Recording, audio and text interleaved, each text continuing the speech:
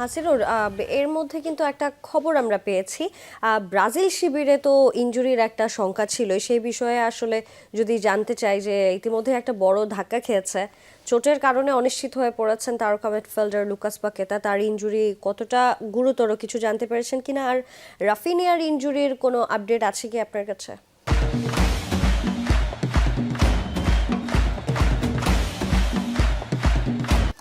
হ্যাঁ, অবশ্যই। আসলে গত ম্যাচে দুজন ইনজুরিতে পড়েছিলেন, ক্যাসেমিরো এবং লুকাস পাকেতা।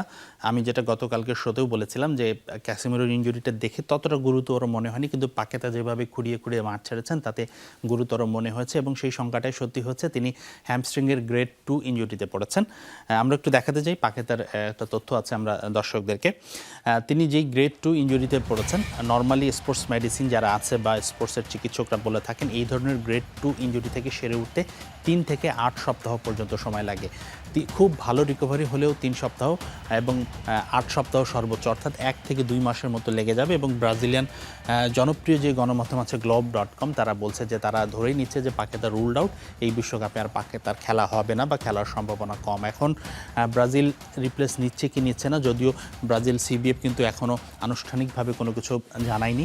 ইনজুরির কথা জানিয়েছে, গ্রেড 2 ইনজুরি সেটাও জানিয়েছে, কিন্তু কতদিন রিকভার করতে পারবে কিনা সেটা। তবে ইতিমধ্যেই জল্পনা শুরু হয়েছে যে লুকাস পাকেতার বিকল্প নেওয়া ছাড়া উপায় নেই।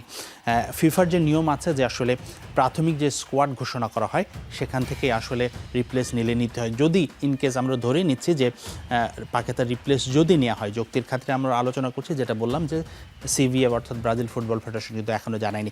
আমাদের হাতে আরও কিছু ছবি আছে, একটু দেখাতে চাই। এটা হলো ব্রাজিলের প্রাথমিক স্কোয়াড। চূড়ান্ত দল দেওয়ার আগেই কিন্তু এই 52 সদস্যের এই দলটা দিয়েছিল ব্রাজিল। এখন ব্রাজিল চাইলেই মিডফিল্ডারের জায়গায় মিডফিল্ডারে নিতে হবে এমন কোনো নিয়ম নেই। এখন যদি ব্রাজিল মনে করে তাদের একটা গোলকিপার প্রয়োজন, একটা স্ট্রাইকার প্রয়োজন, যে কোনো জায়গায় থেকে নিতে পারে। যেমনি এর আগে তো আমরা দেখেছি ওয়েসলির ইনজুরির কারণে তারা মিডফিল্ড সমৃদ্ধ করেছে। তবে আমার মনে হয় মিডফিল্ডে ল্যাকিং আছে, তাদের মিডফিল্ডেই আসলে রিপ্লেস করতে হবে। আমরা যদি এই তালিকাটা দেখি, আরেকটু শর্ট করেছি আমরা, যে মানে এই প্রাথমিক দলে কোন কোন মিডফিল্ডার ছিল, এই তালিকাটা এই জন্যই দেখাচ্ছে যে এদের মধ্যে কেউ পাকেতাকে যদি রিপ্লেস নেয় ব্রাজিল, তাদের কি হবে। আমরা তালিকাটাই দেখি, প্রাথমিক দলে ক্যাসেমিরো ছিলেন, তিনি মূল দলে আছেন। গিমারেশ, ফ্যাবিনিও, এই তিনজনই মূল দলে আছেন।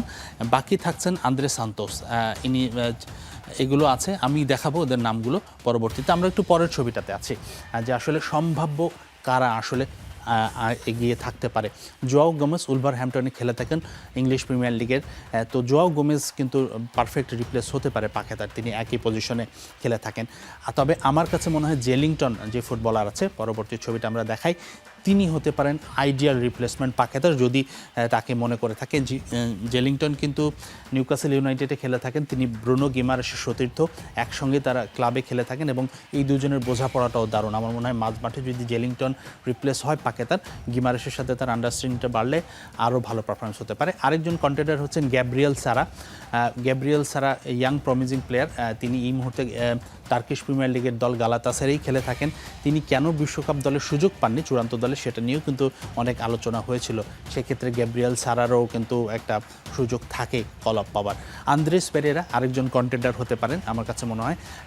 আন্দ্রেস পেরেরাকে যারা ইউরোপিয়ান ফুটবল ফলো করেন অনেকেই জানেন, তিনি ম্যানচেস্টার ইউনাইটেডে খেলেছেন, ফুলহ্যামে খেলেছেন, এই মুহূর্তে তিনি পালমেইরাসে চলে গেছেন। তার পারফরমেন্সটা যেভাবে তিনি বয়সভিত্তিক দলে শুরু করেছিলেন সেটা করতে পারেনি, কিন্তু তিনিও কিন্তু ভালো রিপ্লেস হতে পারেন। ক্রিয়েটিভ মিডফিল্ডার এবং লং পাস, থ্রু পাস, এই ধরনের তিনি কিন্তু বেশ ফেমাস। আন্দ্রে সান্তোস আরেকজন আছেন, তারও বিবেচনা হওয়ার সম্ভাবনা থাকতে পারে।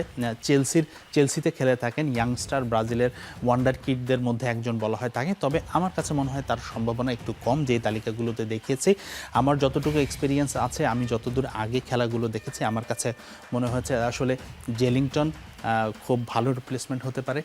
সেই ক্ষেত্রে সারার কথা বললাম, তিনিও ভালো রিপ্লেসমেন্ট হতে পারে। তো সেই জায়গা থেকে আমার কাছে মনে হয় যদি ব্রাজিল আসলে বিকল্প খোঁজে, এই অপশনগুলো তাদের হাতে আছে। তো আমার ওপিনিয়ন এটাই জানিয়েছি। আরেকটি বিষয় জানতে চাওয়া হয়েছিল, সেটা হলো রাফিনিয়ার কী অবস্থা। রাফিনিয়া আসলে যে এই গত ম্যাচটা যে মিস করবেন এটা তো সবাই জানি। তিনি ট্রেনিং শুরু করেছেন, আমাদের হাতে একটা ছবি আছে। তিনি গতকালকে ট্রেনিং শুরু করেছেন ইন এ সেন্স এই না যে তিনি দলের সাথে অনুশীলন করেছেন, তিনি ব্যক্তিগত কিছু অনুশীলন করেছেন, ওয়ার্ম আপ করেছেন, ড্রিল করেছেন। ইনজুরিতে পড়ার পর তিনি প্রথম মাঠে নেমেছিলেন। তার অন্তত 2 সপ্তাহ লাগার কথা আমরা তেমনটা শুনেছিলাম, তবে তার ইনজুরির গভীরতা গ্রেড 1 আর 2 সেটা সেটা কিন্তু জানানো হয়নি। তবে কিছুটা আশার আলো দেখা যাচ্ছে, তিনি যেহেতু অন দ্য বল মাঠে এসে ড্রিলিং করছেন, সেই জায়গা থেকে আমরা যদি ধরে নিই যে হয়তো নরওয়ের বিপক্ষে ম্যাচে তার মাঠে নামার একটা সম্ভাবনা থাকতে পারে। তবে অবশ্যই সেটা স্টার্টার নয়, হয়তো যদি তিনি ফিট হয়ে থাকেন 15-20 মিনিট 10 মিনিটের জন্য তাকে মাঠে নামানো হতে পারে। তবে আমি যতটুকু ইনসাইডার নিউজ পাচ্ছি, আমার কাছে মনে হয় যে তিনি কোয়ার্টার ফাইনাল থেকে ফিরতে পারেন, তার আগে তার ফেরার চান্সটা খুব কম।